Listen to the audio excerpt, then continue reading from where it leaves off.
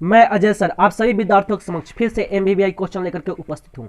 आज हम लोग वर्ग 10वीं के विद्यार्थियों के लिए विषय विज्ञान से भाग अ भौतिकी से पाठ 3 इलेक्ट्रिसिटी अर्थात विद्युत से 20 एमबीबीआई वस्तुनिष्ठ प्रश्न लेकर के उपस्थित हूँ।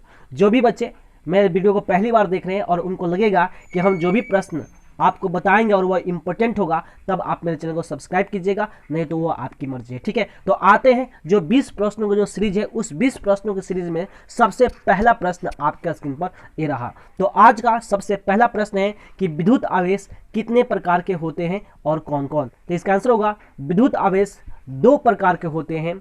एक नंबर में है धन आवेश और 2 नंबर में है ऋण आवेश। ठीक है, तो बढ़ते हैं दूसरे नंबर प्रश्न की ओर। तो आज का दूसरा नंबर प्रश्न आपका स्क्रीन पर ये रहा। तो आज का दूसरा नंबर प्रश्न है कि असमान आवेश एक दूसरे को क्या करते हैं। प्रश्न फिर से सुनेंगे। प्रश्न है असमान आवेश एक दूसरे को क्या करते हैं। इसका आंसर होगा आकर्षित करते हैं। ठीक है, तो बढ़ते हैं तीसरे नंबर प्रश्न की ओर। तो आज का तीसरा नंबर प्रश्न आपका स्क्रीन पर ये रहा। तो आज का तीसरा नंबर प्रश्न है कि समान आवेश एक दूसरे को क्या करते हैं। प्रश्न ध्यान से सुनिएगा। प्रश्न क्या है? समान आवेश एक दूसरे को क्या करते हैं। इसका आंसर होगा प्रतिकर्षित करते हैं। तो बढ़ते हैं चौथे नंबर प्रश्न की ओर। तो आज का चौथा नंबर प्रश्न आपका स्क्रीन पर ये रहा।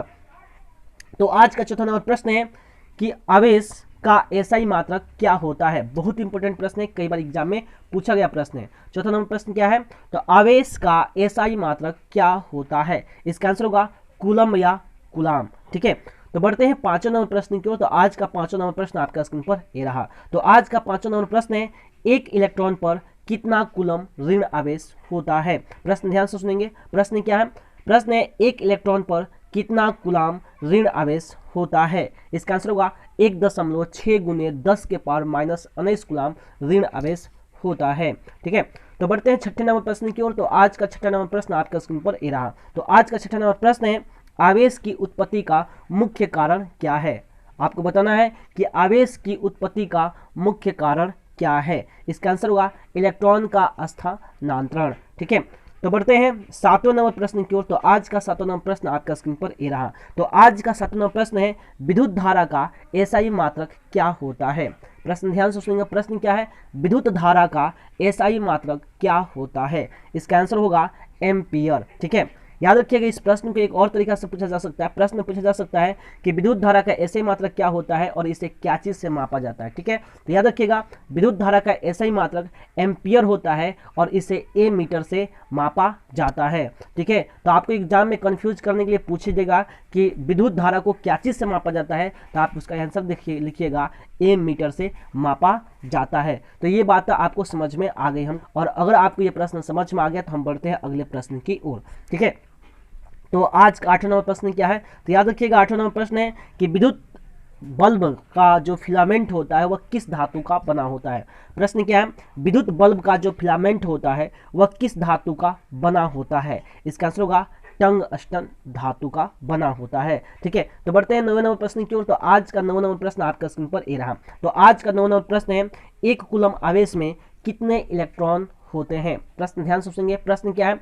एक कूलम आवेश में कितने इलेक्ट्रॉन होते हैं। इसका आंसर होगा 6.25 गुने 10 के पावर 18 इलेक्ट्रॉन होते हैं।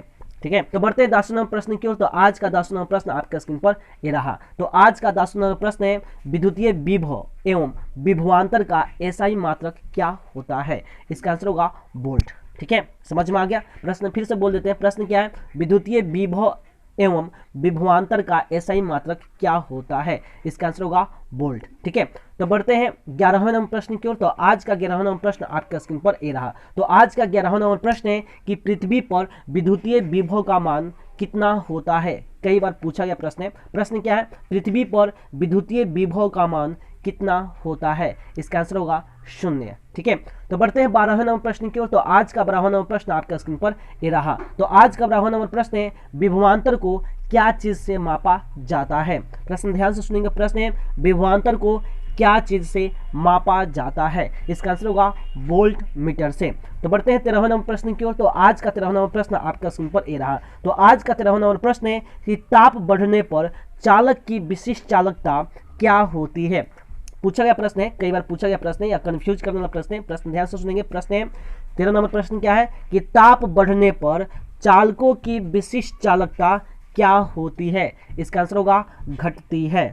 ठीक है, इसके बाद अगर आपके एग्जाम में ऐसे प्रश्न पूछ दे कि सबसे सर्वश्रेष्ठ चालक कौन सा पदार्थ है, तो इसका आंसर होगा चांदी। और चांदी की विशिष्ट चालकता कितनी होती है, तो इसका आंसर याद रखिएगा 10 के पावर 7 प्रति ओम प्रति मीटर। ठीक है, तो बढ़ते हैं 14वें नंबर प्रश्न की ओर। तो आज का 14वां प्रश्न आपका स्क्रीन पर ये रहा। तो आज का 14वां प्रश्न है प्रतिरोध का एसआई मात्रक क्या होता है? कई बार पूछा गया प्रश्न है, हर साल प्रश्न आते हैं। ठीक है, फर्स्ट सिटिंग या सेकंड सिटिंग में, तो इसलिए आप जरूर इस प्रश्न का आंसर याद करके जाएंगे। प्रश्न क्या है, प्रतिरोध का एसआई मात्रक क्या होता है? इसका आंसर होगा ओम। याद रखिएगा, इसका आंसर क्या होगा ओम। और ओम को जो हम लोग ओमेगा से सूचित करते हैं, ठीक है, तो इस बात को भी आप लोग याद रखेंगे। ठीक है, तो बढ़ते हैं 15 नंबर प्रश्न की ओर। तो आज का 15 नंबर प्रश्न आपका स्क्रीन पर ये रहा। तो आज का 15 नंबर प्रश्न है कि विशिष्ट प्रतिरोध या प्रतिरोधकता का एसआई मात्रक क्या होता है? प्रश्न ध्यान से सुनेंगे। प्रश्न है विशिष्ट प्रतिरोध या प्रतिरोधकता का एसआई मात्रक क्या होता है? इसका आंसर होगा ओम मीटर। ठीक है, तो बढ़ते हैं 16वें नंबर प्रश्न की ओर। तो आज का 16वां नंबर प्रश्न आपके स्क्रीन पर ये रहा। तो आज का 16वां नंबर प्रश्न है विशिष्ट चालकता का एसआई मात्रक क्या होता है? प्रश्न फिर से सुनेंगे। प्रश्न है विशिष्ट चालकता का एसआई मात्रक क्या होता है? इसका आंसर होगा प्रति ओम प्रति मीटर।